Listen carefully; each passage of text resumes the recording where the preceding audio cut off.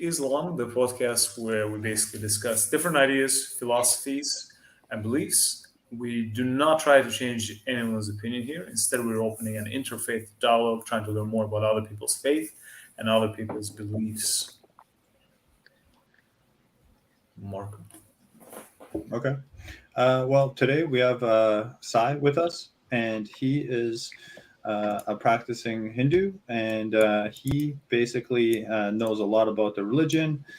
He will be taking us through some similarities, some differences with Islam, with Stoicism. We're going to have an open dialogue, try to learn some stuff from each other, and progress in our knowledge. So, Sai, thank you so much for coming to the podcast. Everybody, let's give him a round of applause. Thank you for having me. That's nice. Awesome. And so Rizla, if you want to kick it off and ask the first question. Yeah, so tell us a bit about yourself, since it's your first time appearing on Convey Islam. So take it away. Cool. Well, salam alaikum to my Muslim brothers. Wa alaikum salam.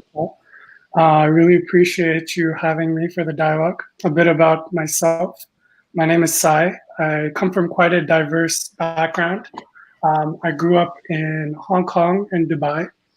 So I was kind of exposed to all the major religions of the world, actually, growing up. And being kind of a minority, I had to learn a lot about similarities as I was in different countries, about the practicing and as well as the cultural implication of them as well. A lot of things seep into your day-to-day. For example, Anar will often hear me say inshallah, even though I'm not Muslim, and that's just purely basis of being a part of growing up in these different cultures.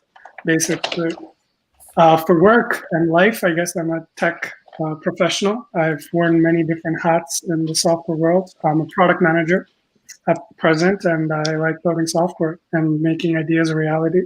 So I've worked with both Marco and Anar in previous jobs, and Risalat, it's a pleasure to meet you. I'm sure we'll come across professionally at some point as well. Of course, I'd love to. Thanks for sharing. So what is Hinduism? Yeah, that's honestly such a broad topic in itself. Yeah. The term Hinduism in itself is a misnomer, believe it or not. The term that is often used by practicing Hindus is called Sanatana Dharma. And Sanatana Dharma in Sanskrit means the eternal truth. And those that practice eternal truth, there's many ways, by the way, and we'll get into the philosophy behind it, are often called Sanatanis. And so to summarize, Hinduism doesn't really have a start date.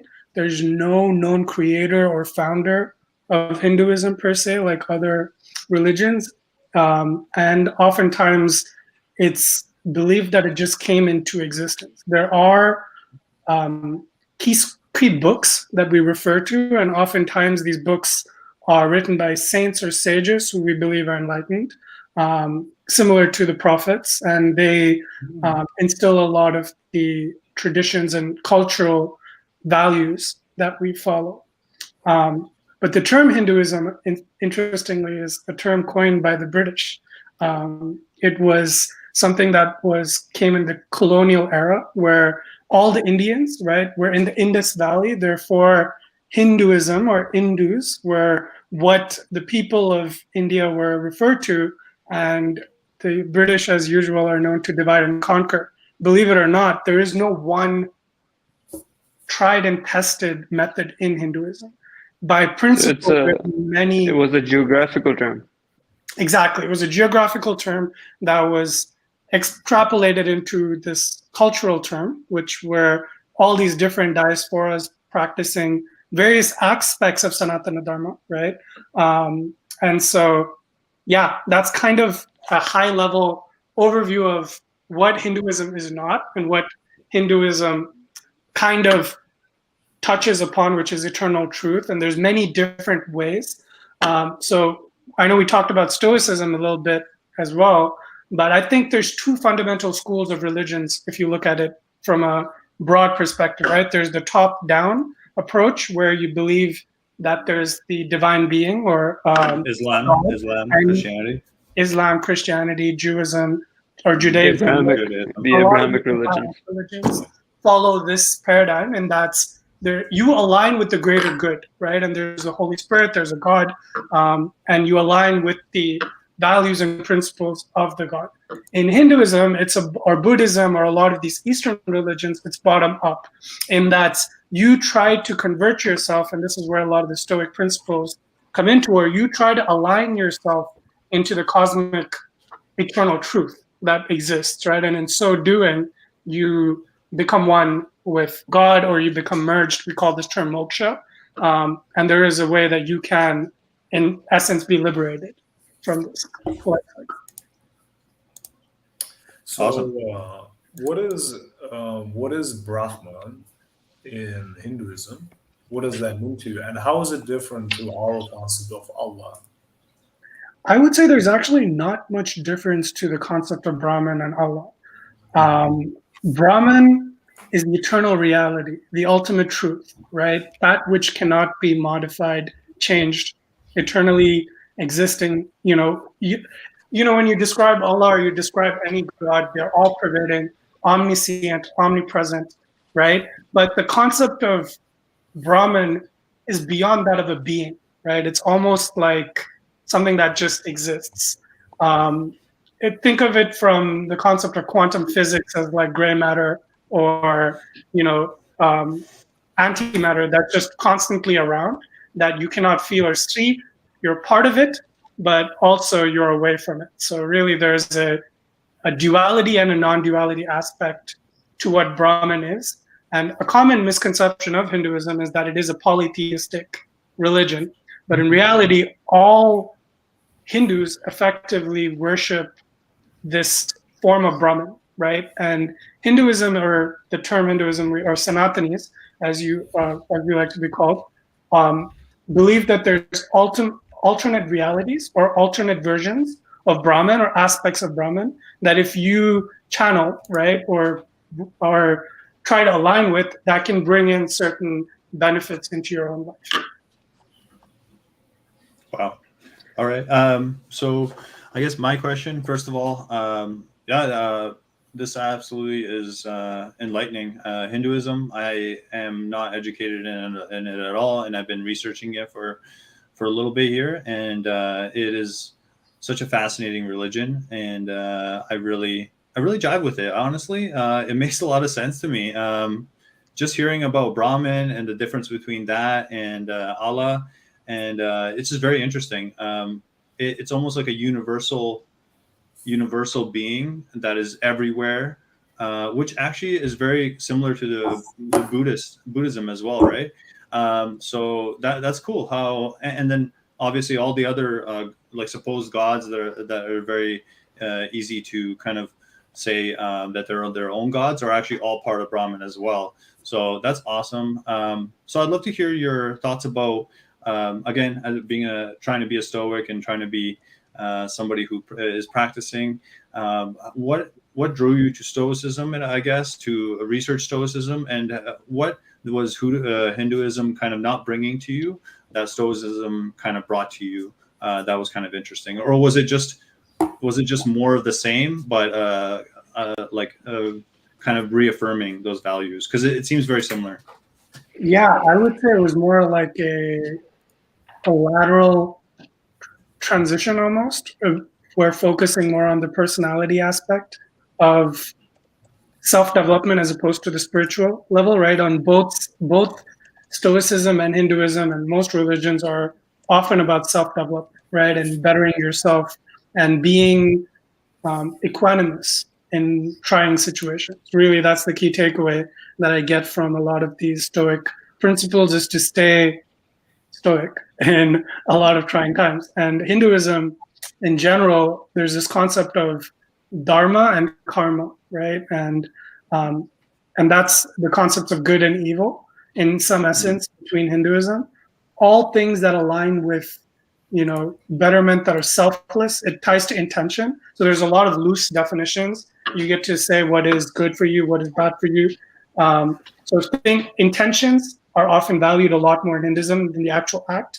You could do an act that may be perceived to be bad, but the intention is good, and that may be your dharma at that moment, right? So it's one of the most, I'd say, versatile religions in that sense, where there's no direct good or evil. It's more subjective, and there's a lot of grays. And what drew me to Stoicism is, again, this principle of aligning and bettering yourself to be aligned with the cosmos, right? And you touched upon Buddhism. Buddhism, interestingly, is a branch of Sanatana Dharma, right? Buddha used to be actually a Brahmin, and he founded his own variation because he felt that the God aspect was not reachable to a lot of people. So he found a more practical approach for the masses while separating out the religious components from it. So there's that's kind of why I got into Stoicism more so. From perspective of Hinduism, I want to ask two questions, right? So, what is the purpose of life in Hinduism, and what happens when we die in Hinduism? Great questions. What is the purpose of life? I would say, according to Hinduism, our purpose is to evolve. In general, there's a concept of reincarnation in Hinduism. We believe that you do come back to life depending on your karmic deeds, right? And so generally, this is very similar to the wheel of life concept that Buddhists have, where you can be born into different realms of mind states based off your actions and deeds. But this is often misinterpreted in the physical sense. It's more of a mental evolution that is being highlighted in the scriptures per se, right? So the acts and deeds that you do on this earth will evolve your mental state to different levels. So in order to reach the highest level of intelligence or life form within this earth itself, that's the heaven plane, you carry out certain dharmic activities, right? Being more selfless, connecting with community, all the dharmic principles that are aligned with good. Similarly, you can fall into a lower level of being, of mental states, by doing dharmic activities that are not good, right? We call this adharmic activities. And these are things like gambling or drinking or, things that are acted out of selfishness, not out of selflessness, right? So generally the principle is to be more selfless, be aligned with the unity of what there is. And to answer your question about death and life after death, the fundamental purpose of Hinduism is to merge with God, right? Or to become one with the supreme being. So all the activities that we carry out in our life are to either minimize this karmic equation that we're born with, right? There's certain things that are outside of our control that, you can't control the family you're born into. You cannot control your socioeconomic status. All these, we believe, are a merit of your past life. It's a way of explaining, what's unfair that's happening in this life. And then based off those deeds, you kind of want to cancel out everything and you want to be in the plus side of things, so that, eventually your character and your mind state is more aligned with this supreme being, right? And ultimately you're escaping this cycle of life and death. So a question I have, just what you mentioned already has some striking differences. A couple, obviously, there's some difference, but striking similarities between Islam and Hinduism, right? In Islam, when someone dies, we say, Inna ilahi wa inna ilahi raji'un, which in translation means to God will belong and to him will return. That sounds very similar to what you're describing as eventually the goal is to return to Brahman. So it sounds very similar concept. Dharma, or karma. Karma is the concept, right? Dharma. Dharma is the act, karma is the balance. So think of like karma as the bank points that you get, and dharma is the acts you do that balance the HP points. So in Islam, we believe that when we die, we're given our record. And the record contains the good deeds and the bad deeds, and we will be judged based upon those. That sounds very similar to that. They're quite similar things here. And I know that obviously Hinduism and Abrahamic religions, they appeared in two different places and they're quite far away from each other. So as a Hindu, how do you explain some really striking similarities between these two religions that maybe on surface look different, but once you start dipping in, there's some interesting similarities and differences that are going on. How do you explain that? So here's something that's going to blow your mind. According to Hinduism, Islam is actually a branch of Hinduism called the Atharvana Veda. You might be familiar with the Vedas. These are the eternal truths of these are the four scriptures that we have, right? One is the Yajur Veda, the other one is the Sama Veda, the other one is the Atharvana Veda, and one is Rig Veda. Each Veda is a different type of teaching, right? And this is, we believe, teachings that have come from the eternal beings, right? And Atharvana Veda, in its essence, is basically a lot of what is said in that is similar to what's in Islam, and the practices that are held by Islam, like praying 5 times, fasting, eating meat is permitted in the Atharvana Veda.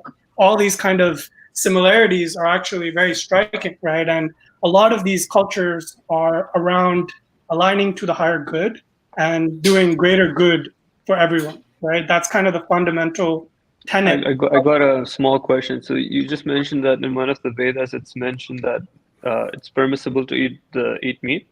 Yeah. Then why don't most Hindus don't eat meat? So there's actually, that's a misconception. Most Hindus actually eat meat. It's only on certain days that they do not eat meat, right? I think it's Tuesdays, Thursdays, and Fridays, and this is more cultural changes that have been established overall.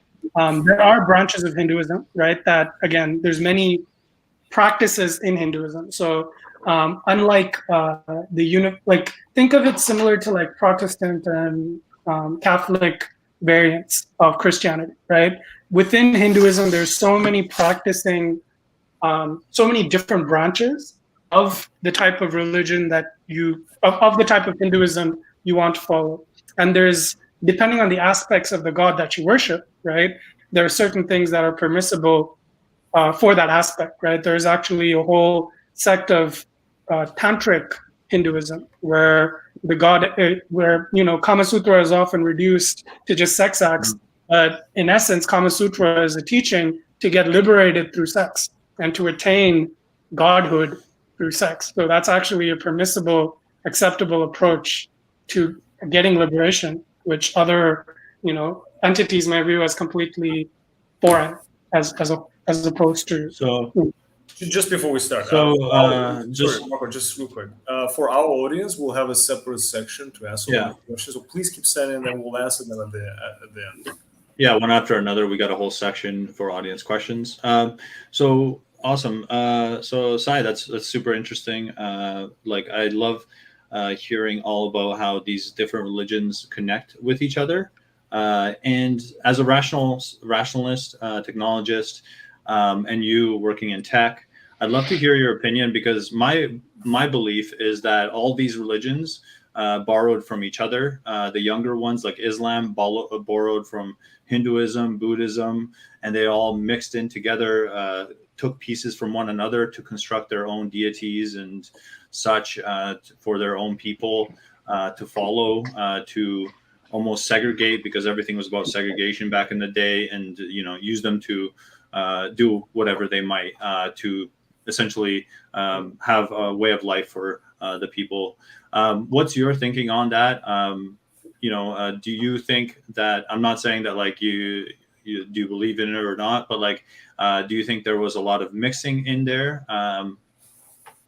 100%. I mean, if you look at culture, society, we're all just interrelated, right? Even if you look at the geographical situation back in those days, Eurasia used to be, I think it was called Australasia, Australia, Asia, and Russia, and all of this was one big landmass, right? The movement between peoples was much more probable. And very similarly, there's cultural aspects, right? If you look at India and Pakistan, they're right next to each other. And they both have very opposing, not opposing, different views on religions and different political ideologies. But at one point, they were one harmonious nation, right? And if you look at the food, if you look at the culture between these two countries, They're often very, very similar. The only difference is the fact that they associate with this landmass, which is artificially created. So, absolutely, I believe that there is many truths, like in Hinduism, to getting to the ultimate reality, which is Brahman or God. And I do believe that there is 100% aspects of different religions, right? You can see the similarities even in the stories, right? If you look at Judaism and Christianity, almost there's a lot of overlap. And I know Moses is regarded as a prophet at some level in Islam as well. So there are relationships and sharing between these different religions.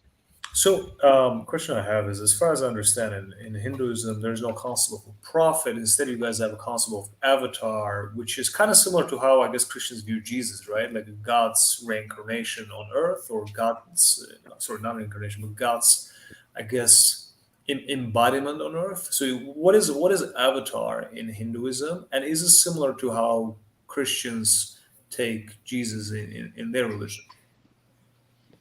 And that's a very, very tricky question because Yeah. Not trying to make a loaded question or anything. one, I I find think it strikingly is similar to how Christians view Jesus, so that's why I'm curious. yes and no. I believe that Christians view Jesus as the Son of God, right? Well, And Catholics also see him as God as well. so that's the disconnect already, right? There's some schools of Yeah. Christianity that do view Jesus as not God, but the Son of God.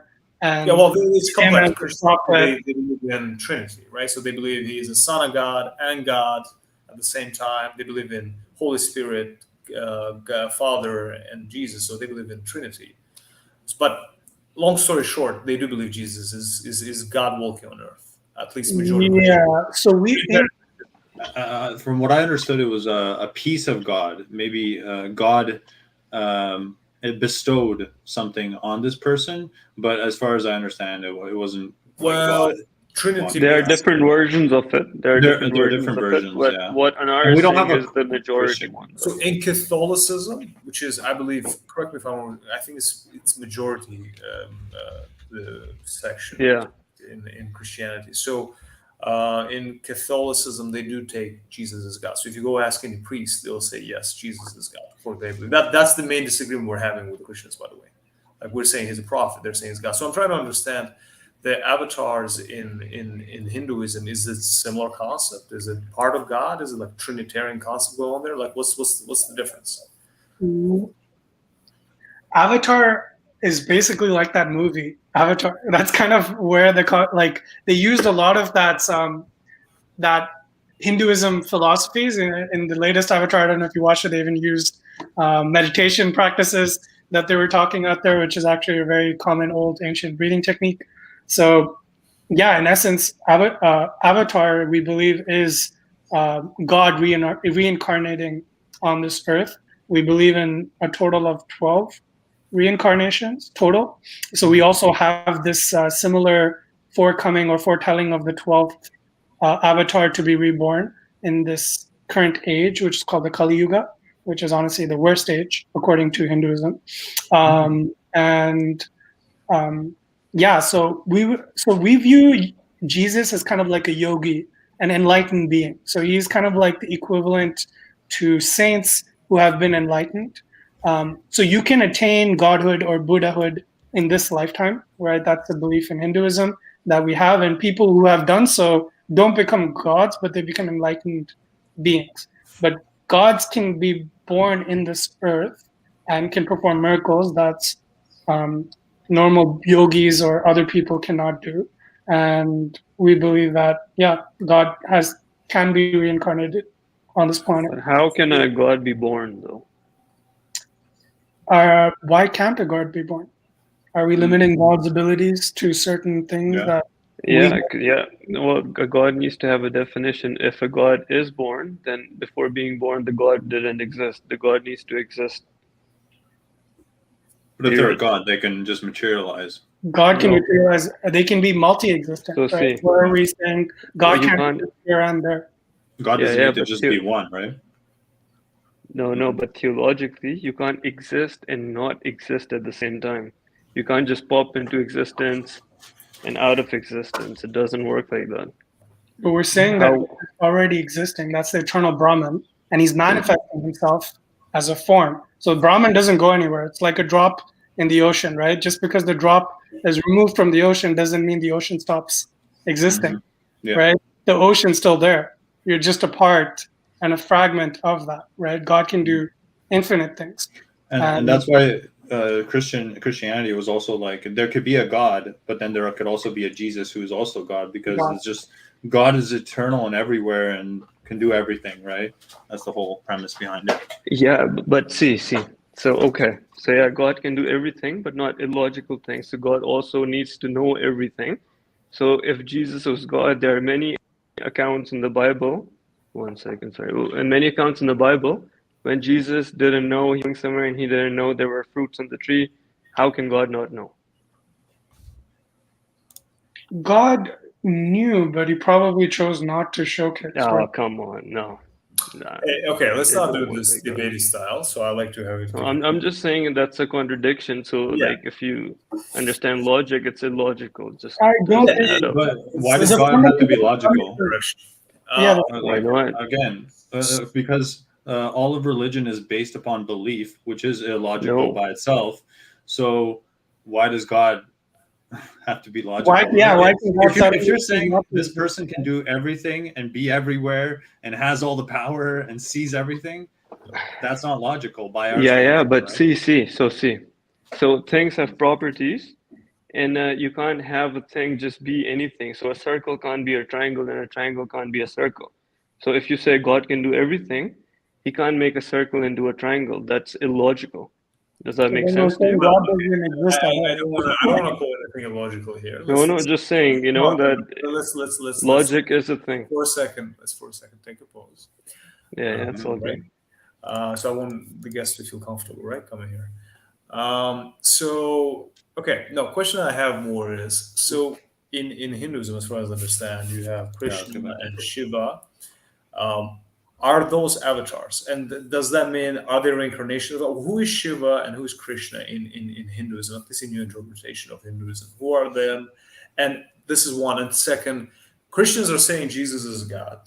You also seem to say that God can come to earth. Then why Hinduism is not accepting Jesus as also, I guess, reincarnation of Brahman?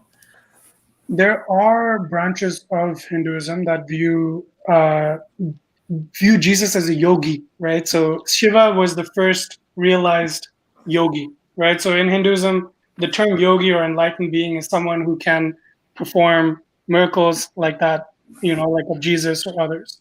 So in this concept, Jesus is kind of like an enlightened being, we believe, right? We think that he might have gotten some enlightened skills from God or somehow, right? He's achieved those yogic qualities.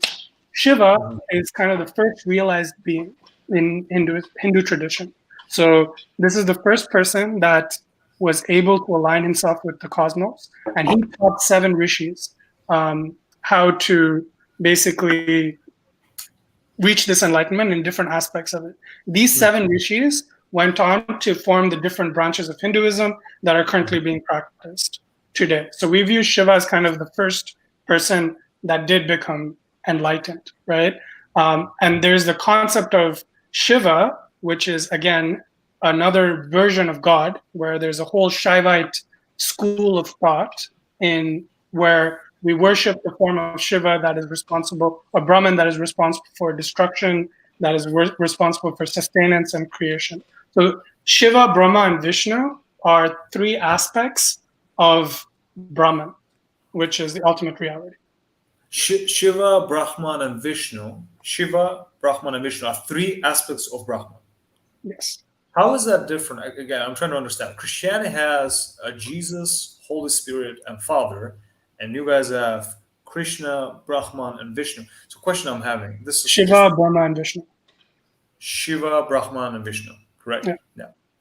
So, just from I guess, from Hindu perspective, right? What is the source of truth? Like, how do you know this is the truth? Like, I like which Vedas it is, and how is that deducted that truth? And secondly, if this is truth, and we're saying Jesus, peace be upon him, you guys are saying he was a yogi.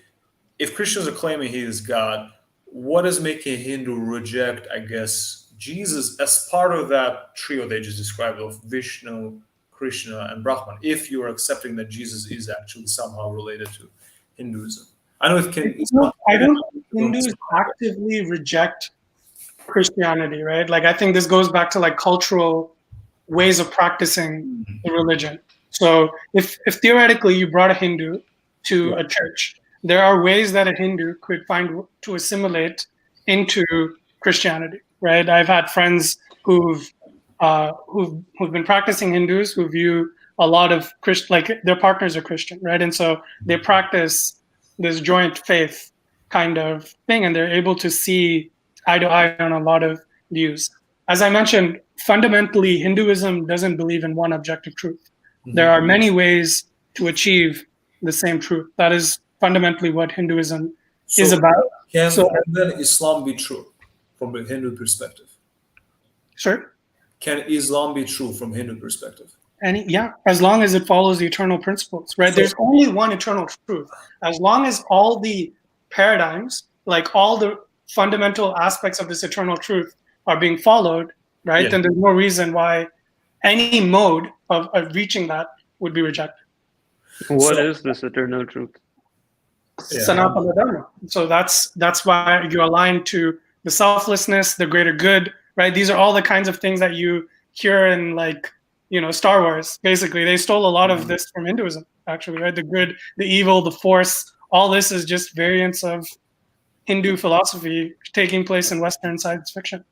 Actually. Hi. So Islam is very much so a religion where it tells you what's good or not good, right? Haram, halal. Is also Hinduism like that as well? Or is it like Stoicism where it shows you a way of life and then lets you come up using critical thinking, make up your own ideas?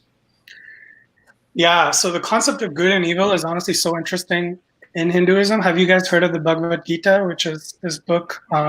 It's kind of one of Hinduism's holy books. And this is where Krishna, the avatar, who came to Earth, and he was in a battlefield, right? So this entire book is taking place when this warrior, Arjuna, he's a warrior prince, and he is tasked with fighting his own cousins and grandfather and family members, right? So it's a group of 5 brothers, and they're in this battlefield, and this warrior is like, I don't want to go fight, right? I don't think this is right. I don't think this is my righteousness to do on this planet. I don't want to live anymore. Let me just escape this battlefield, right? I don't want to kill my teacher. I don't want to kill my grandfather. So this entire book is the paradigms of grace and how our notion of what is right and wrong situation changes based off situations. Exactly. And this is where you get to decide, right? Like there's so many, like one of the most interesting characters in this book, whether it's true or not, is Karna. He's actually an anti-hero, right? And he's actually on the side of the bad guys the entire time, but whatever he does is good deeds, right? So when he dies, he dies doing a good deed, but at the end of the day, it's like a paradox. It's like, does he go to heaven? Does he go to hell? And so it's like, because anyway, so that's the concept of good and evil. It's based off what you're going back to karma and dharma, right? There's general karmic truths, right? So you yourself would know, right? I think we were talking about psychology, right? If you do something bad, you inherently know that this is something we've done bad, right? And it won't let you be in peace, and there's been so many studies where babies are shown unjust acts, right? And they know without any training that when someone beats someone else, that's wrong, right? This is an eternal truth that you don't harm others. You don't need a religion to teach someone that hitting others is wrong. So in Hinduism, we believe there's an eternal truth, and eternal truth is something that lies kind of like your North Star compass, right? It's kind of like, is this something selfless? Is this for the greater good? Then it's good, right? In this circumstance, and so on. But wait, like Stoicism in that case right there doesn't really say that hitting is bad. It just says be a virtuous person. So if you see somebody hitting somebody else that's weaker than them, it's a virtuous person who would step in and defend that person, indeed even hit them, and that would be in Stoicism a good act. Yeah, and very similar in Hinduism, right? Like, for Oh, okay. example, in that same circumstance, if the person you were hitting had done some wrong to you, right? Or if the person you're hitting was a murderer, that changes the conversation to some degree, depending on your dharma, right? Are you a police officer? Is that why you're hitting it, right? Are you doing your duty by beating this person? That would be a factor that would be considered in why you're beating this person, right? So it's not as hitting is wrong. Same with eating meat, right? If you excessively eat meat or you excessively consume anything, there's aspects of that that's not dharmic, right? That's actually adharmic. And so you would not want to do that. So what you're describing right now by eternal truth, we actually have the same concept in Islam called fitra, which is, we believe in a natural predisposition that every child is born upon the truth. And here's where it's interesting. Okay, here's an overlap, and we also believe as a I guess natural truth as an instinct is believe in God or believe in a supreme, higher, intelligent power, right? So this is what I'm trying to understand, right? Like how. So these deities that exist in Hinduism, and I also see that they are being drawn, right? There's a certain element of, I guess, would I be correct by saying there's a certain element of idol worship in Hinduism to some extent? Would that be a correct statement? Yes. Again, they're all different manifestations of Brahman, right? So it is a way of worshiping Brahman.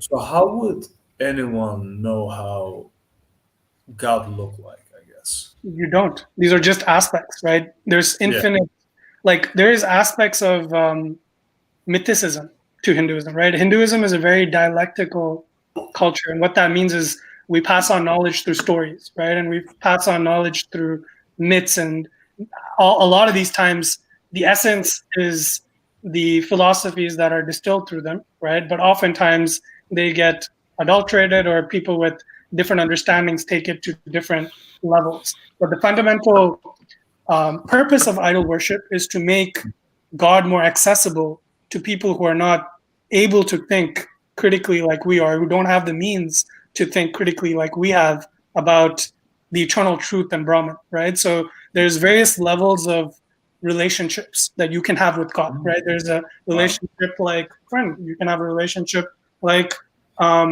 mother. So in our culture, we believe that you can have all these different types of relationships with God, and you're not limited to how you want to express it. So there's aspects of God that you worship, right, in different forms. For example, Shiva, as I mentioned, is the destructive form of God, or Vishnu is the preserving form of God. And so there are diagrams of people who've imagined Vishnu that may not be how Vishnu looks, right? But you're worshiping, the concept is you're worshiping the form, you're worshiping the energy in this way, right? And you're serving the divine in this form of worship, which might be aligned to the aspect of God you relate to, right? God can be relatable to everybody in any ways. That's kind of one of the... and this is not it. To make it very clear, this is more, I guess, for our audience who is maybe trying to pick a religion, right? In Islam, we worship something that is unseen, and we don't claim to understand how God looks like whatsoever. We describe God by His qualities. So that is, I think, in many ways easier for people to pray to because you understand that it's beyond your understanding. Whereas here, it seems to be an actual drawing of God, more like intermediary between you and God. So the question is, why have intermediary between you and God and not pray to God directly? Like, why not pray to Brahman directly, right? If we take Brahman as eternal truth, right? That's something that exists. Why not pray to that directly? Why there's a need to pray to, let's say, Vishnu instead of directly to Brahman? Vishnu is Brahman. Shiva is Brahman. And so all of these are just Brahmans, different aspects of Brahman, right? So the reason why we pray to the form, we're not by praying to Vishnu, it doesn't mean that you're praying to Vishnu and not Brahman. You're praying to an aspect of Brahman, which is, for example, right? You have various personality traits. You can be angry at sometimes, you can be sad at sometimes, you can be various characteristics, right? And so depending on the characteristic of God that you want to associate with, you can choose different modes, right? And there's also areas or ways of worshiping. It's all just energy, right? So a lot of this is energy transmutation, and there's principles and sciences behind how you can actually get this energy into a physical form, right? And then you worship the energy. So the whole construction of temples and and all this paraphernalia, right, of what may be seeming as idol worship is actually geometric alignment to a lot of the planetary alignments, and a lot of it is calculated ways to bring this energy or this form of Brahman into a physical way that you as a human can relate to. And not everyone may be capable of thinking of, okay, like, yes, God may be this, but sometimes it may be easier to, be more devoted or be more friendly, right, to a form that you can relate to. So that's kind of the thought, is that we want to make religion more accessible to those that can't conceive these other ways. So I want to go to move to a next section of our podcast, which is guest question, where basically you're asking, I guess, us questions. It can be anything. It can be, can be about agnosticism, or it can be about Islam, or it can be about really anything. So it's your section, I guess. All right. Question for Tar. What led the Brahmin to become a Buddhist, since you're claiming Buddha was once a Hindu too? Great question. So one of the main reasons Buddha wanted to find the middle way was for the caste system. So those of you that are familiar with the caste system is a belief that you're born into certain tiers of life. And again, this was an adulterated version by the British. It was taken way out of context and used to, again, further separate people in India against each other, and also to propagate Christianity amongst the people. So that's some cultural context of where the caste system is misunderstood. But from Buddha's perspective, he was born into a very rich, he was a prince, right? He had all the wealth in the world. He was sheltered. He'd never gone out and seen the world, right? And he was living the Brahmin king life. He had everything he ever wanted. He was getting all the ascetic praises that he would need, right? And all the tutorship. One day, he actually snuck out, right, of the palace to go out and see how his subjects were doing, because he was kind of curious how people were being ruled. And that was when he saw the number of suffering that existed, but amongst the people in lower castes specifically, right, and amongst other sects of the population. And so he wanted to establish a way that was accessible to all sects of Hinduism, right? This is the lower caste, the other, I say lower caste, but different castes members other than Brahmins. And, the intellectuals, the Kshatriyas, the kings often had a lot of the educational monopoly, as well as the philosophical monopoly around what God was in those discussions, right? And so oftentimes there is a belief that the higher you're born into society, the more likely you can reach God and salvation. So this is fundamentally something that Buddha disagreed with. And he also disagreed with the concept of, a God per se as well. He was more about aligning with this Brahman per se and finding techniques to align with the Brahman. So he's more of a yogic approach to attaining realization rather than a spiritual and religious route to achieving realization. All right, I got one question based on what you just shared. So I didn't know that the caste system and detail that you mentioned, that the British, they misrepresented it. So what is the correct way to understand that? If you can shed some light on that. So you mentioned that the British, they misrepresented the caste system to evangelize, spread Christianity, or what have you. So what is the correct way to look at it from your perspective? Yes.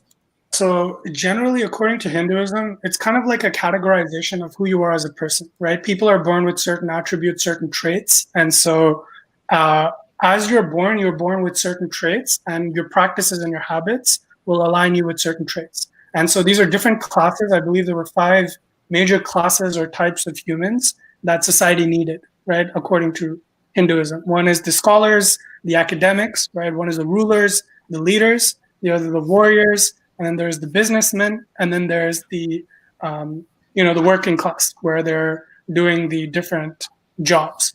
So what happened in traditional India is, you've heard of this concept of nepotism, right? Where the job that your dad does is what you end up doing.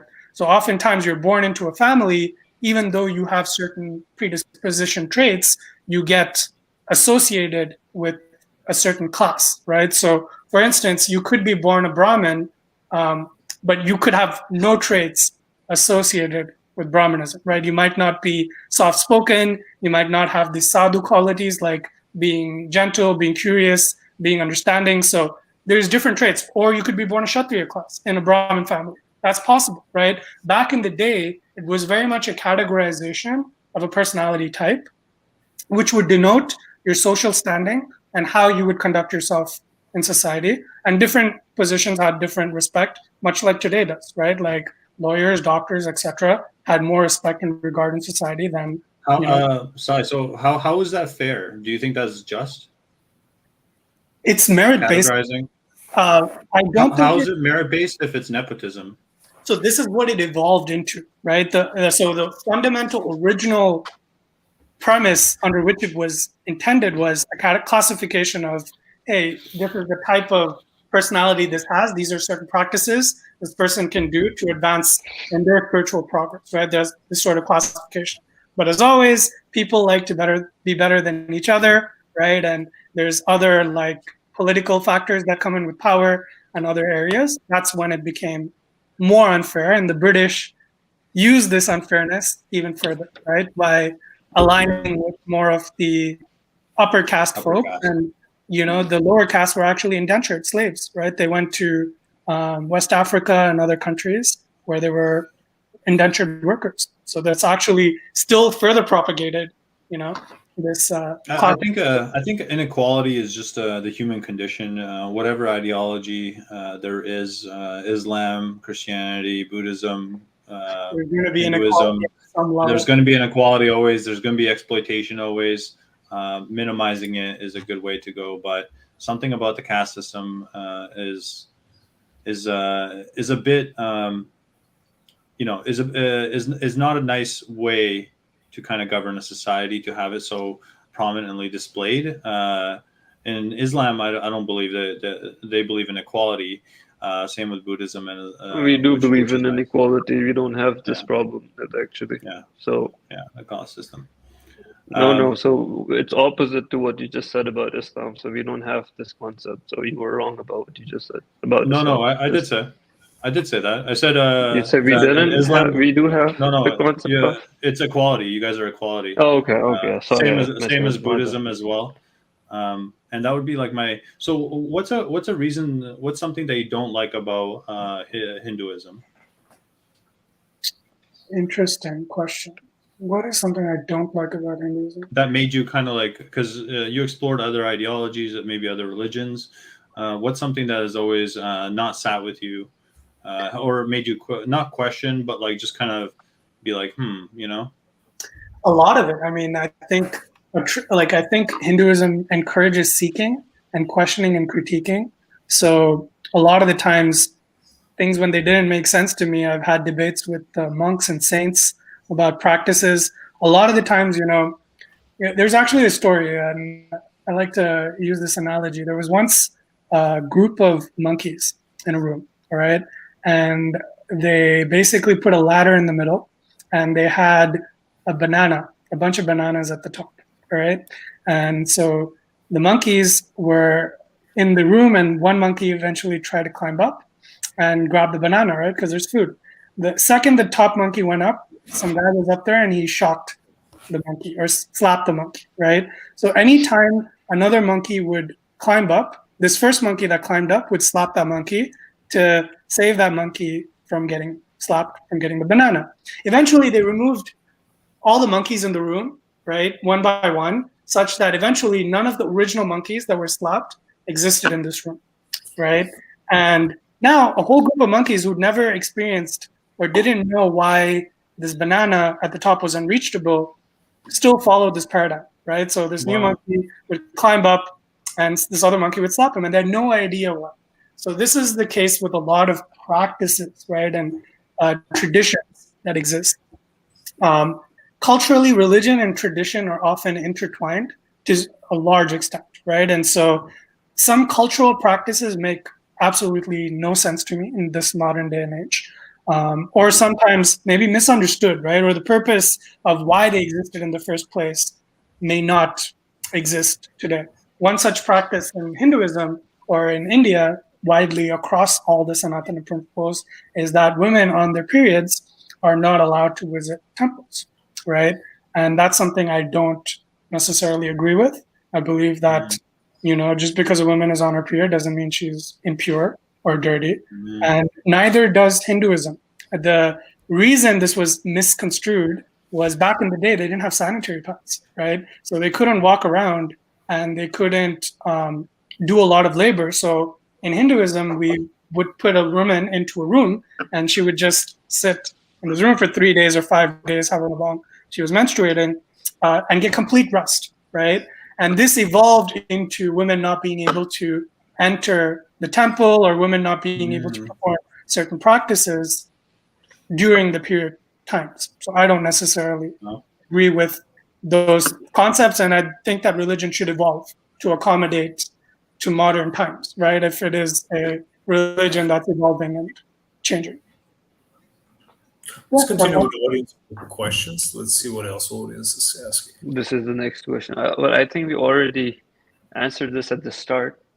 Yeah, I did do some research. It does look like some scholars peg it at about really old, extremely old, way older than even Stoicism, which was older than Islam and older than Christianity. It pegs it. It pegs it at 1500 BC, which is absolutely crazy. Same age as Judaism. So it looks like. Let's see.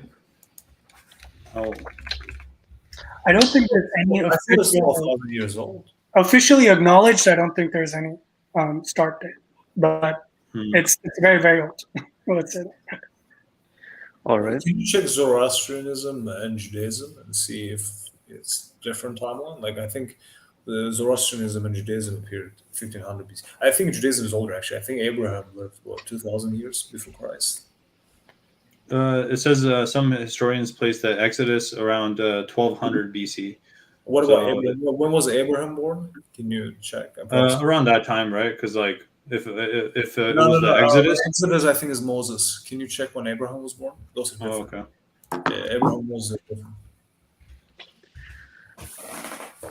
Interesting. Should so we move on to the next question? Yeah, go ahead, Marco. Hinduism. It's very interesting how there's so many religions that pull from Hinduism, and so many movies and so many arts, and it just seems like and it's polytheistic, but also it's like because as I researched, polytheism is the oldest, and then Hinduism almost looks like a transition from polytheism into monotheism, and then Islam is straight up monotheism. So you can kind of see the kind of the culmination of human thought, and kind of it's pretty interesting. Anybody else getting that? Sai, what do you think about that? Yeah, I can definitely see that transition, right, and the evolution of, or rather the progression, right, of different schools of thoughts and how they borrow from each other and evolve with the times as well. Yeah, the Islamic perspective differs a little bit in the sense that it says that the first human being, Adam, our father, Adam alayhi salam, peace be upon him. So he was Muslim, so he submitted to the will of God, and so that was monotheism. And then across the audience as well, if there is the Muslim. So Muslim has two meanings. Muslim, the follower of modern day Islam that was obviously brought by Prophet Muhammad sallallahu alaihi wasallam, but we believe that Islam existed before Muhammad, peace be upon him, which basically what Islam means is submission to God. So anyone who claimed to submit to God will be considered a Muslim before Muhammad, peace be upon him, has arrived. So that's what we believe. Muslim. Yeah, and then the messages that the prophets or avatars, if you want to say, They were given messages to their times, and then eventually those messages turned into polytheistic religion. So we kind of believe that Islam is like one branch, and then different prophets coming with different messages, and then eventually diverging into polytheism. Polytheism is way older. It blows Buddhism, it Yeah, blows but Hinduism then out of the water. Like it's so much older. Religion, It's right? not even close, dude. yeah, I understand what you're saying, but we also believe in Adam, right? So according to the Arabic definition of the word Muslim, though it is an Arabic word which means to submit, so Adam was a Muslim, and he was a monotheist. So, but So before Adam, if there were people, or I don't know how that worked out, of course, because there's evolution as well, whatnot.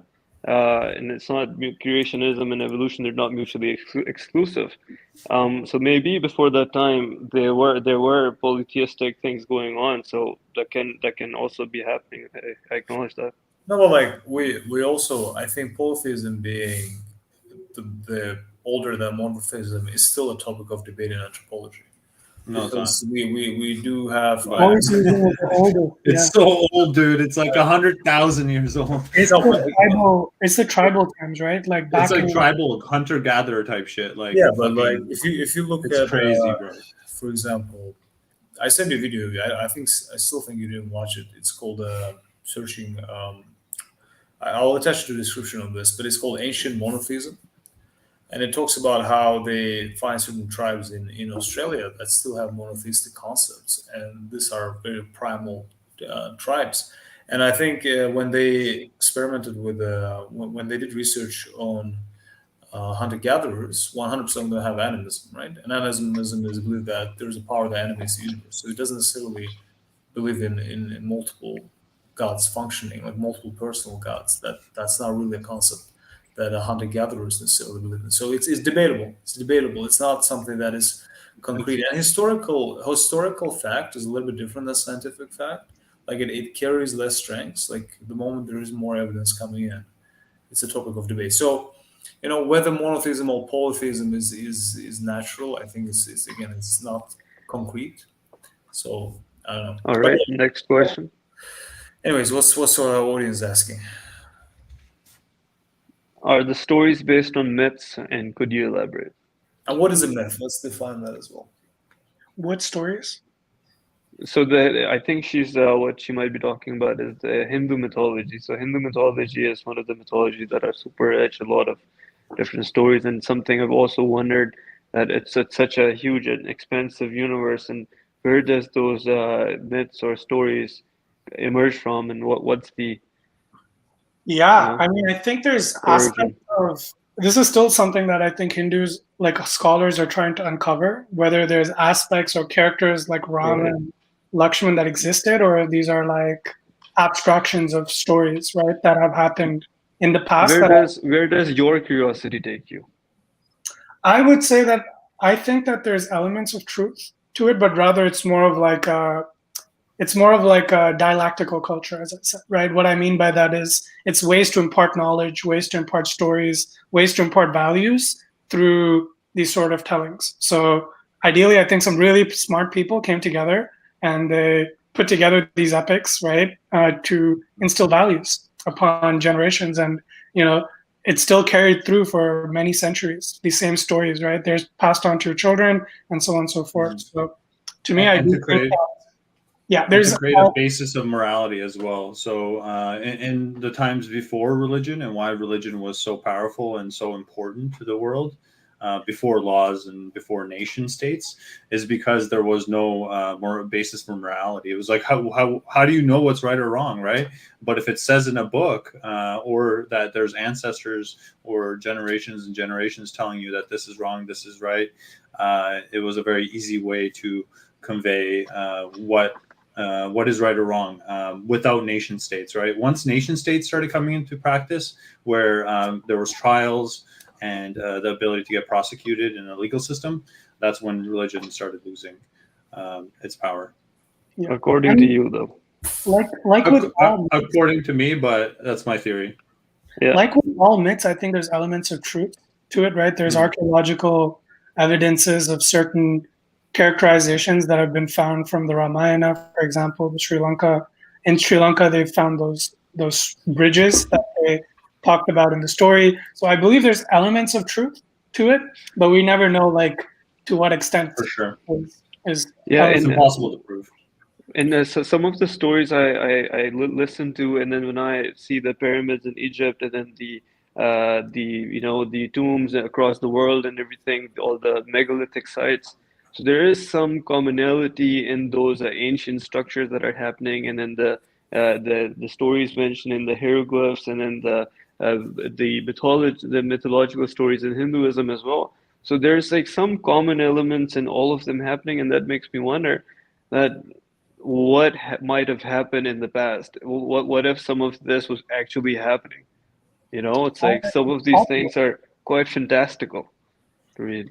Totally. I mean, there's no way for us to know, right? Yeah. Unless otherwise we were back then, and so It's impossible to I know. mean, it's just impossible. And so So if I may ask, what's one or a few of your very favorite stories that are close to your heart that since when you were a kid, when you heard those stories, you Mhm. were like, oh my God, that's crazy. From there's From some our Hinduism, mythology. Yeah. There has to be Hinduism. some. There has to be some. yeah, there's Mhm. many like stories that are you know strike a chord. But one cool one was I think where a lot of these stories are from Krishna or from Ramayana. I really like the Mahabharata, so I already talked about how Krishna was instructing Arjuna, the warrior, to fight his own family, right? And so that's like that's a very like I don't even know like a powerful description, and it's very like philosophical in its prose, and it examines like a lot of aspects of it. So I think there was this one scene where Krishna is basically asking him to shoot at his guru, who taught him, who guru being teacher, who taught him to be an archer. And Arjuna is the world's best archer in this story, right? And so back in those stories, this guy had the power of 100 warriors, right? He was known as a one of those like super special characters in those video games who could kill like a billion people at once. So it was kind of cool to read that story and to like imagine that someone could actually take on like all these people. But then there's also like obviously this is like can't be real, or maybe it was and they had these superpowers back in the day, but also it's like God instructing him and helping him. So anything is possible at that stage. So yeah. So, I got sorry. Go ahead, Anwar. Sahil, since this podcast is about religion, are you a cultural Hindu or are you practicing Hindu? What do you mean by cultural Hindu? Well, there's a cultural Muslim who, let's say, will maybe go to the mosque once a week on Friday, and then maybe will bury someone in a Muslim way, but doesn't really believe in the Quran. I've met Muslims like that. Same thing with the Jews. They're a practicing Muslim like myself. I actually believe in what Quran says, and I do believe that this is direct word of God. Like I actually believe in that. Many Right? praise and And I stuff like pray that five every day. times a day, and I actually believe it's the word of God. Right? So I'm not a cultural Muslim. I am a practicing Muslim.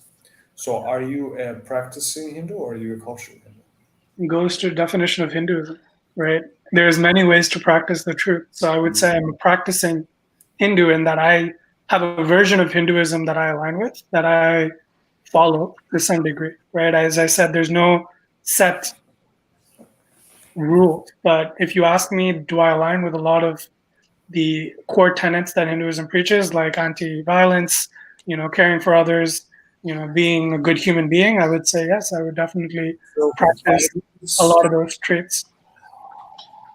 Is there a quick interject? Is there something like that for Islam as well? I'm just kind of curious. So you kind of made the distinction between cultural and practicing, but is there a way to still be a practicing Muslim, but without praying 5 times a day, maybe without even going to the mosque, but doing it in your own No. way? So, okay. So with Islam, it's tricky, right? The only way you can say someone is not a Muslim, I'll let people correct me here if I'm wrong, but as far as I understand, the only case when you're not a Muslim is if you deny that we have La ilaha illallah, so nothing is worthy of worship but God. So if you deny God or a son equals to God, that makes you a non-Muslim. If you deny prophets of God, that makes you a non-Muslim. If you deny Quran as the word of God, that makes you a non-Muslim. Now, the Quran does mention praying multiple times a day. If you say, if you don't, like, if you just don't pray because you're lazy, that goes as a major sin, but it's not, you're still a Muslim. You're just lazy Muslim, but you're still a Muslim. You're still a practicing Muslim because you do know that you're supposed to. But if you turn around and say, nah, I'm not really supposed to, I don't really believe in that stuff.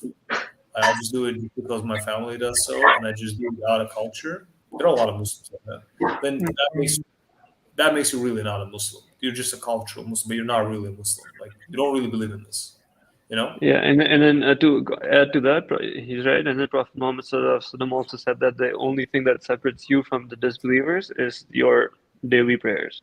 So if you're not praying, okay. then you're not Muslim, and it's also a debt that you Wow. to God. So even if you're drowning, you should still, and if it's time to pray, you should still in your mind make the intention to pray, and so it's like very serious. Islam is a strict religion. I Wow. mean, it has a very black and white, right or wrong, right? Like, Mm. And that works for It works, yeah. for certain people, right? And certain It's an types. easy way, like when something tells you yes or It's it's not very easy, hard to be bro. like, no, but I mean it's a it's very sunshine, you know, that condition side in the user flow, you know, this action, yes, no. So that's Yeah. what Okay. yes, no. that's what I'm saying. It tells you, so that's always good. So yeah, it's very Yeah. interesting that there's that distinction. So it looks like Hinduism has that flexibility to be to kind of consider even because is there churches or mosques in Hinduism that you guys go to every Friday or Saturday or something? Can you enlighten us about that? I know we should have asked this a while ago, but there's so much to ask, right? So Yeah, no, Hinduism, as I said, is a very complex religion. There's various ways to practice it. There's various choices that you could make to practice, right? Within Hinduism, there's the branch of devotion, which means you could go to temple. We have temples where we can go and worship these deities that we were talking about, idols, where there's these structures and that you can go and worship. There's the knowledge way where you study the Vedas, you study the scriptures, you understand the essence of knowledge, right, and the essence of truth. This is similar to Islam, where you study the Quran and you try to understand the essence of God and what they mean. So we have that branch as well.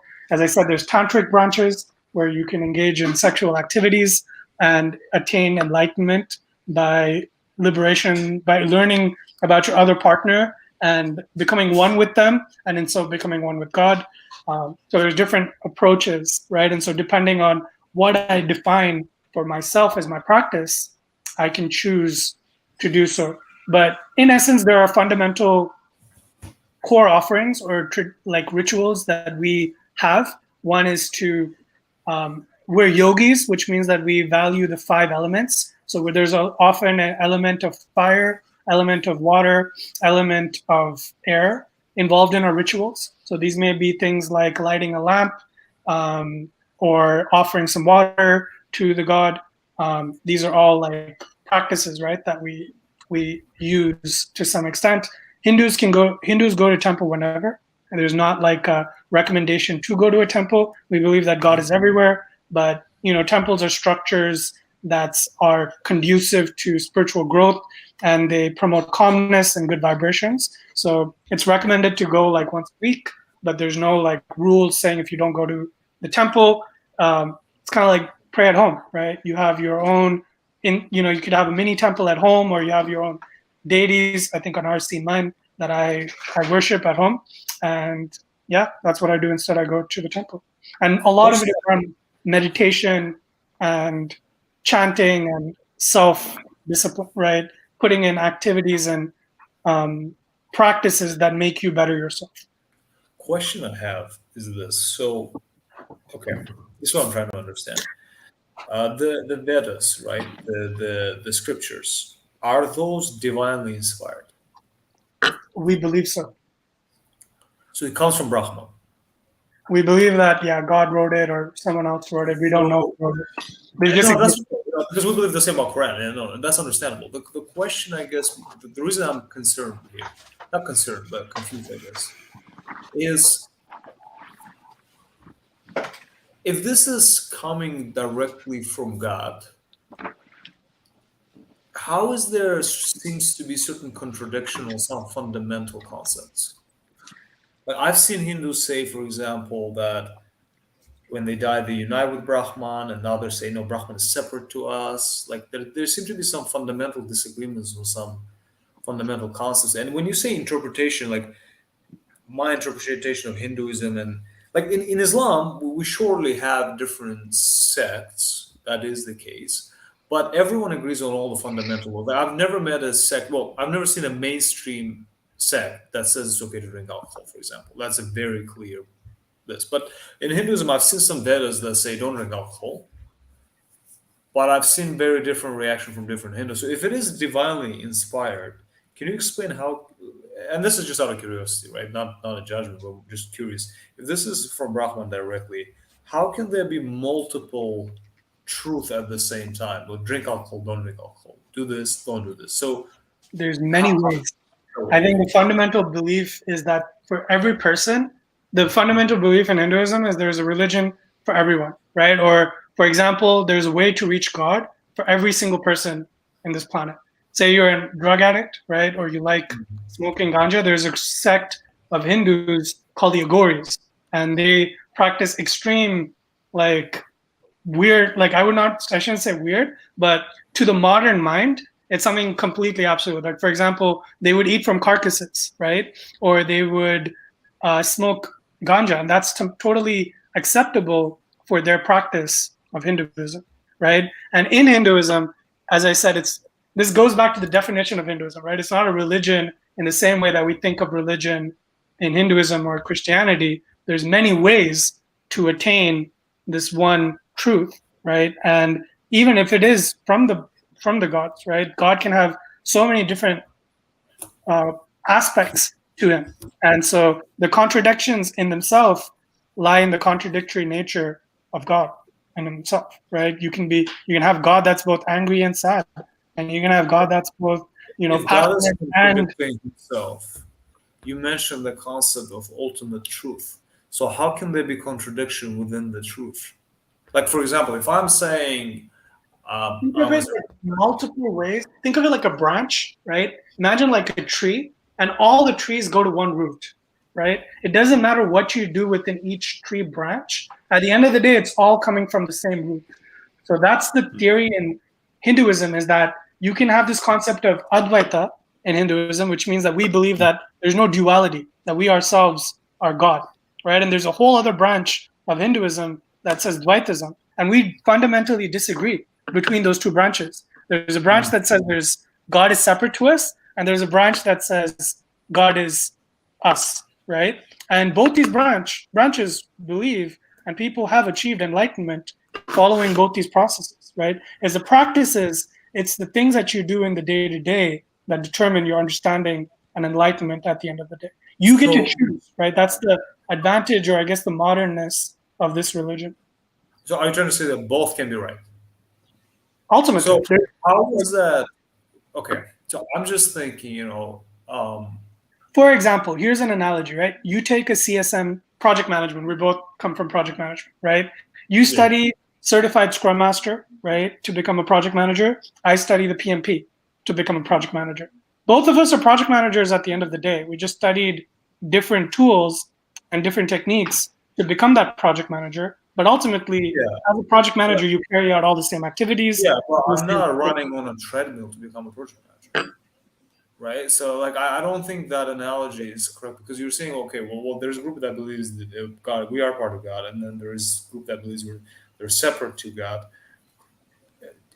That seems to contradict reality, right? At least on a macro level. Like, I can't. So here, can I jump in? So at the same time, I just want to jump in because I think Anar here is getting. So Islam is very black and white, like as you can see, like it has to be like yes or no every single time, right? And as soon as there's some kind of nuance of complexity, it's hard to kind of understand. So generally, like, I think what Sai is saying is just that there's so many sects. There's like, when I researched, like just now, I just typed it in. I was like, how many sects of Hinduism are there? And it was just like, bro, Hinduism is hella complex, man. Like, it is extremely complex. Like, you're saying, like, how many sects of Islam? Bro, like, Hinduism is just like sects on top of sects. Like, dude, there's so many freaking sects in this thing that it's probably the most complex religion in the world, I would say. And there's so many offshoots similar to one another, but also so different, right? For example, Jainism, and they contradict each other. Jainism, where you don't eat plants that grow underground because they believe in nonviolence to that extent, right? But ultimately, these are all just different practices, right, from the eternal truth that will allow you to reach God. Yeah, but I understand that. But and our point is a simple point, that is that how can contradictions exist, but the nature of what we're discussing no, 1 second, let me finish. What the point is that God, the definition of God is that all-knowing. If he's all-knowing, then he would not make an error.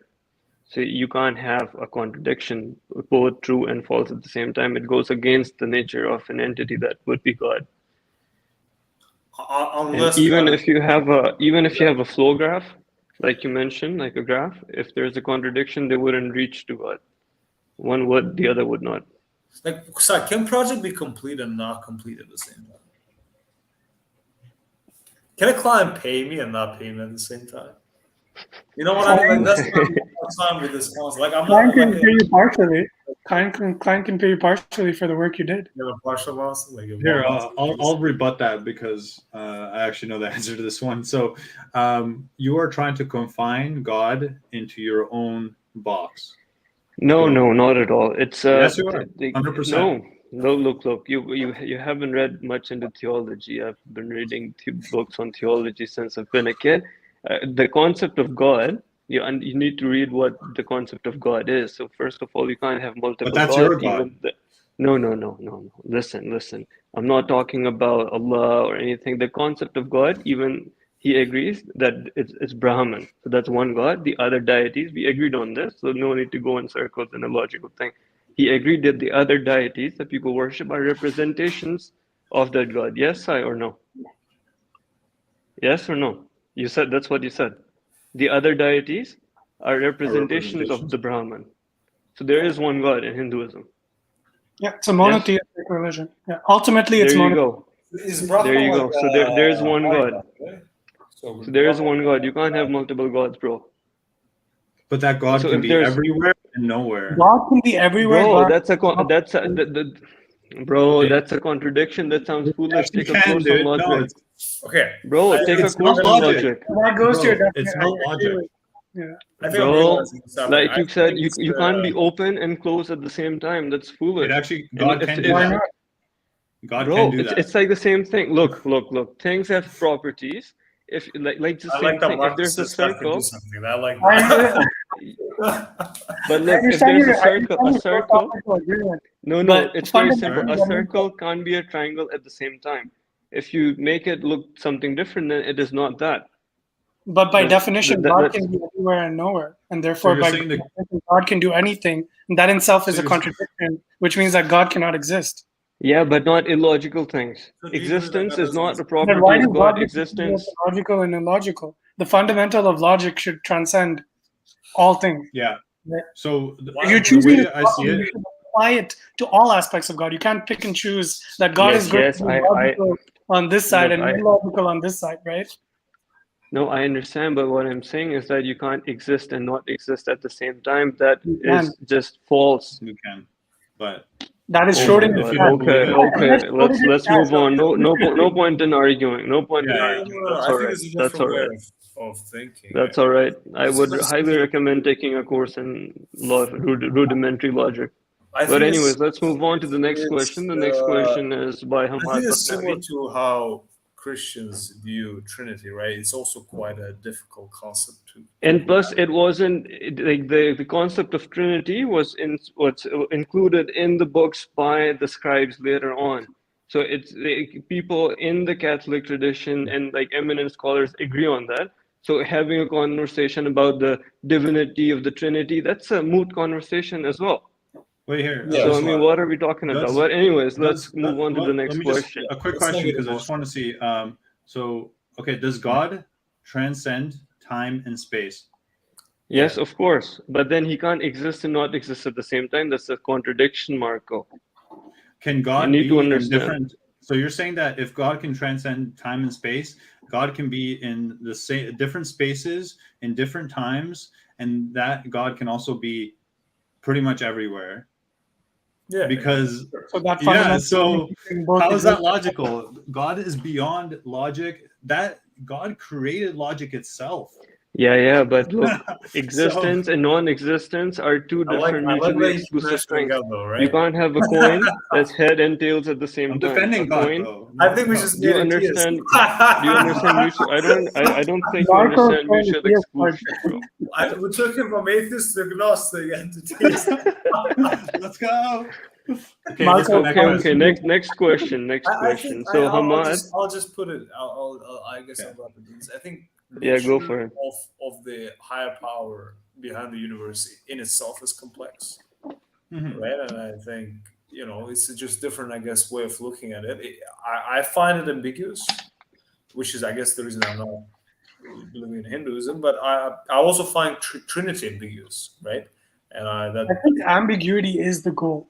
In a way, I think they want to keep it ambiguous on purpose so that you can figure out what it means for you in a way. Mhm. That's, I think, fundamentally why they're keeping this so like high level and wishy-washy so that, that's my yeah, thought. I think Islam solves that problem, though. Just putting it out there. Well, I think Islam just does what is exactly what Judaism does, right? Oh, Israel, your Lord is one, and then La ilaha illallah. There's nothing. It gives you a clear like pathway, a roadmap of theoretically this is what you need to do to achieve God. I think Judaism and Islam, yeah, as you said, like it kind of simplifies it, whereas I think And Christianity, Orthodox Christianity as well, and Unitarian Christians too. yeah, and Christianity and Hinduism, I guess they keep the nature of God a little bit ambiguous. It's complex. I think it's a complex. I think God in itself is a complex concept, right? So I think the different. And Let's go the to thing also is that yeah. who are we to say what God is for another person? Right. It's a very personal thing. People have gods. Yeah, but he can't exist and not exist at the same time. That's just a true statement that we can make. So that's a Okay, logical I made my statement, point on but that, so let's go on to the yeah, next me one. too. Yeah, so let's go to Yeah, audience recommend a question. logic course. What But is anyways, audience have to next ask? question.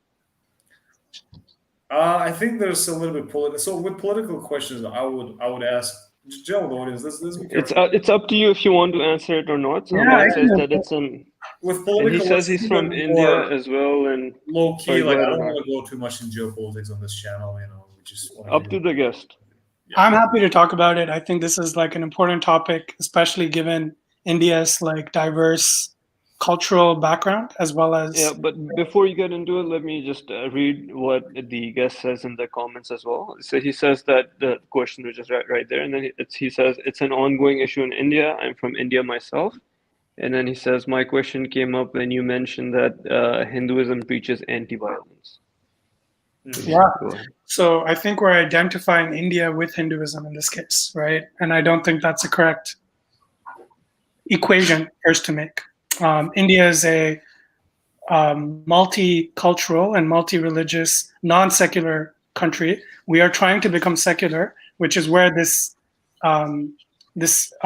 violence is happening in India at the moment, right? And so, firstly, I think that this is seen time and again between most countries where there's new populations and existing populations, right? And in this case, in India, the vast majority of Muslim populations have been more recent times or people who have been converted from different invaders, Mughals who've come in, right? And there's a lot of channeling happening behind the scenes to make the political agendas of this group more in the foreground than other groups per se. And this means Hinduism in this context, Hindus in this context. So a lot of what's happening in India right now is vastly similar to what happened to other types of political struggles in countries, right? Where there's new populations coming in, for example, mainland China with Hong Kong, for example, and there's lots of conflict going on. Generally, right now, there's a lot of identity politics happening in India, right? India as a whole has been so disjointed that they are trying to unify India under one common umbrella, and that umbrella being Hinduism, because it's the largest religion in India, is why there's this whole like disconnect that's being seen in the political agenda or political arena. And people are going to be people, right? There's extremists in every religion, and there are people that are going to take things to heart, as we've seen in various circumstances, and that's going to result in tensions. And so that's kind of what we see, and that isn't representation of the vast majority of the population, right? It's often a small minority that causes the most noise, and this is what's happening in India as well. Yeah, a question I have: how is Muslim population in India is in new population? The Arabs invaded in 8th century, if I'm not mistaken. So Islam has been in India for 12 centuries now, so 1,200 years. So like the Mughal Empire was run by Muslims, if I'm not mistaken. Like Taj Mahal was built by Muslims, if I'm not mistaken. How is it like you guys have lived next to each other for over a millennia now? Like how is that a new issue? I mean, it So there looks like was actually a re-uptaking of power, right? So even though there was that many centuries ago, the Mughals took over, but there was a period of over 200 years where actually there was Mughal rule, where there was a large Islamic presence in India, and a lot of the policies and some countries, so some states in India are still heavily Muslim centric, like Ahmedabad and the other Muslim regions. I believe 14% of India is actually Muslim population, which is quite a large population of Muslims, and it's the largest growing population group in India as well. So there's more Muslims in India that are being produced than Hindus at the moment. So that's another political angle. I plan to have 12. Sorry? I plan to have 12. Yeah, I have it.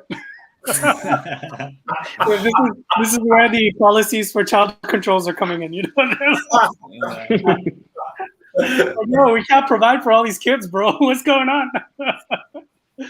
So that's kind of like some level to it, right? But there's so much more complexities around inequality. Casteism comes into play here, right? So there's almost like a reverse aspect of reverse casteism happening, if that's a thing, right? Where people in lower. What does that mean?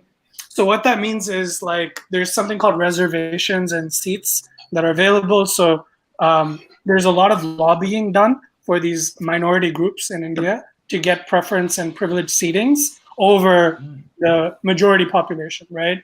And it's gotten to a point now where the majority population is not able to fend for themselves because of all the privileges being offered to the minority groups. And this isn't unique to just Muslims, it's lower caste, special caste, scheduled castes, right? So all the previously dominated Brahmins are getting pushed out of the country effectively, right? And being asked to leave. And so that's where this whole like Hindutva secularism movement is coming in, where I think Indian politicians are realizing we don't have a unified view. And, there's this huge Muslim movement in India as well. Like what's going to happen to Hinduism? Hinduism, as you can see, is very ambiguous. There's no identity. There's no core like vision that unites all of us. So what they're trying to do now is to build this unity around all these different political movements and further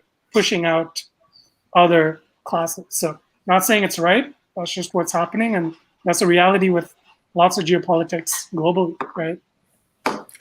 Now, can I ask which caste are you from, if you don't mind? I'm a Brahmin, so I'm from the upper caste. So that's like a cool thing. Sorry? So is that like a cool thing? Like that's the highest status? It's kind of like the concept of Sayyids that you guys have, right? Where you're All right, kind of so that kind of gives you some clout, I guess. Yeah, it's kind of like Nice. you're more viewed as a learned and a more like saintly person, right? Even though those of you who know me, I'm definitely not that. So it does give you Are there downsides to it? Like people are like, oh, he's that, we're that. Sure. Is there discrimination? Like people look at you as like, oh, he's above us or something like that, like as jokes or something. It depends on where you are in India, right? Okay. I would say in the rural villages, there's still aspects of that where, if you're from an upper class, there's, again, this goes to, I would say it's, again, caste and class and socioeconomy ties very closely in India, right? So if you're from an upper economic status in India, you're oftentimes from a better to do family, which often has to do with your history, heritage, etc. Right? So that's where the respect comes from and other things, but I don't necessarily. I think in this modern age where most people are liberal and open-minded, I don't see that happening as much. But in India, it's all politics, right? You got to know the right people, the right connections. Right. It's a different kind of politics. Can you look at people and identify kinda which they belong to? No. I mean, I know to some extent who's a Brahmin just by their traits, but I Can you would not. give an example? Can you give an example? For example, Brahmins are. You should know. You know who this is? Who's that dude we hired like before I left? Kaushik? Yeah. Yeah, I knew where he was from and I knew what caste he was. Like How? he was from the same part of India for me. He had similar religious views. I think he was wearing like one kind of like identifying like artifact like this thing. So What is that? That's called a rudraksha. It's a plant seed. It's a tree seed, and it balances your chakra. So he had something similar, and I was like, oh, okay, this guy has similar views. And I found out through that, not from his face. Right. Nice. That's cool. Awesome. I think it was a good podcast. Let's talk Yeah. about Marco. Introduce your cat to the audience. Hey guys, this is Catechus. He's my chunky boy. Where is he? Can you see him? Blurring out. Oh, No, he he's blurring out. It's just Oh, there he is. Here we go. It's a mess. You guys know the Thank you, boy. cat is a holy animal in Islam. So you can't mess with the cats. Cats are special. Can't mess with the cats. But We got two cats, yours and Artie's. oh, nice. Artie's cat's I'll pass two as chunky. Yeah. So about that, your thoughts about regarding like basically, yeah. That's I don't know. There isn't much to say about that because it's just individual people. You can't label a whole religion bad because some people in that religion do bad, right? Because then you could label all things are bad, right? Like, oh, all of US is bad, all of this is bad, all of this is bad, because a few people in that country or even thousands do bad. It's just painting. It's actually a logical fallacy. I believe it's called. It's like the sum of the parts or something like that. Basically, if one part is bad, it doesn't mean that the whole thing is bad. So yeah, Hindus, there can be good Hindus, there could be good Muslims, and there could be bad Hindus, and there could be bad Muslims, and there could be, people can be good or bad. Bad agnostics too, bro. Come on. Oh yeah, for sure, man. There's good, bad, everybody, man. There's, yeah. Alrighty. But yeah, let's do it. I think this was a good podcast. Let's go to closing remarks. So now we just can't go, in a circle. Kind of everyone has closing remarks. So since you're our guest, we'll let you have first closing remarks. No, it was great conversations. I think we touched upon a lot of different topics. I just think we scratched the surface of Hinduism. I think the intent of this was to ask more questions, which I think there were lots of questions being asked, which I appreciate, and to share a light on the modernity combined with the traditionality of Hinduism, right? It's often viewed as an old religion, but there's still aspects of it that's very modern, that's still applicable, that's being adapted by society and civilization. And I think Marco talked about it, that it pervades a lot of things, right? It's one of those historic things that's existed since time immemorial. And yeah, really value the opportunity to be able to share my opinions like this with all of you. It's always great to, share and translate ideas across views and faiths. Thank you. Thank you, Sai. It was great having you. Risalat, what do you have to say? Well, I thoroughly enjoyed it. I got to learn a lot, and from talking to someone who knows his stuff, that was quite refreshing, and got to hear like the political side of thing. And this is something, and I'm a Pakistani, so I understand it's a sensitive issue, and this is something that people don't like to get into. So props to you for giving like a fair answer to that. Uh, Even though this isn't a political podcast or anything, but these things overlap, like you mentioned. And yeah, man, thanks for coming. Got to learn a lot from you, and hope we could also share something as well. Yeah, no, it's very enlightening. There's lots of overlap, as I knew, with Islam. I'm particularly very interested in the Sufi branch. Become a Muslim, bro. I'm good. It's too. Inshallah. Convert Inshallah. them. I'll go Who's next one. Anwar, is it your me? turn, bro. I go? Anybody No, I'm can- closing. No, I'm there's just not. closing. Okay, yeah. My bad. Sorry, bro. I was Yeah, like, So first off, I'd like to thank Sai.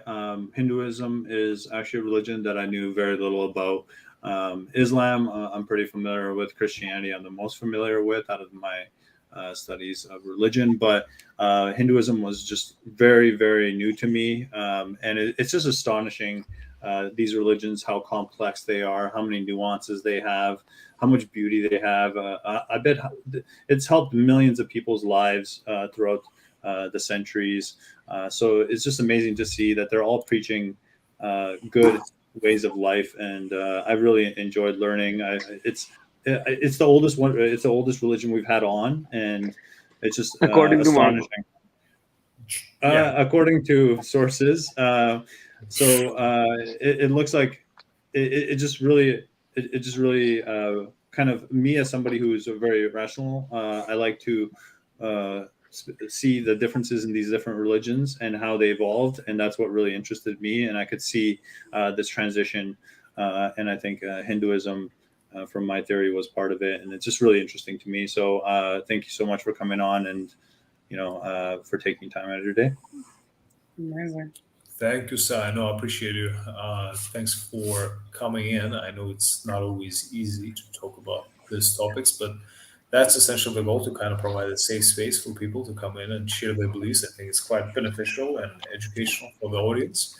I think today we found a lot of some really striking similarities. I mean, I was quite surprised about points, especially to Brahman. I think that's very similar to Islamic concepts, and in general the concept of record, of like right and wrong, kind of in this Islamic way being explained. So that's quite interesting.